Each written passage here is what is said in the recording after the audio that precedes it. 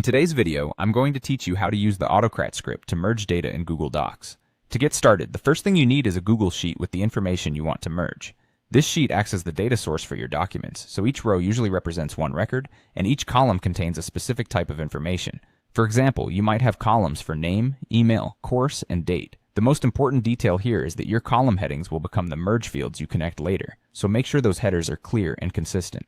Once your spreadsheet is ready, the next step is to create your Google Docs template. This is the document Autocrat will use as the base for the merge. In that template, you'll place merge tags that correspond to the data from your sheet. The goal is to build a document structure that can automatically pull in the right values from each row when the merge runs. After that, go back to your Google Sheet so you can install Autocrat. Open the Extensions menu, choose Add-ons, and then select Get Add-ons. In the Marketplace, search for Autocrat, select it, and install it. During installation, Google will ask you to grant the permissions the add-on needs in order to work with your spreadsheet and documents. Once the setup is complete, you'll be able to access it anytime from Extensions, then Autocrat.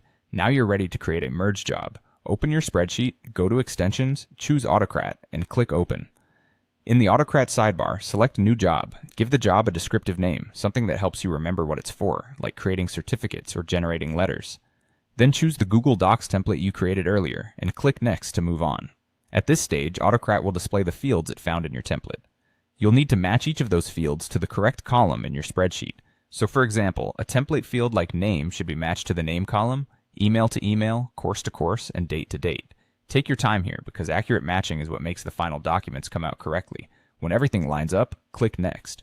From there, you'll choose the output file name. This determines how the generated documents will be named, so it's worth making it recognizable and organized. Finally, select the output location. This is the folder where Autocrat will save the merged Google Docs files after the job runs. Choosing the right folder from the beginning makes your files much easier to find and manage later.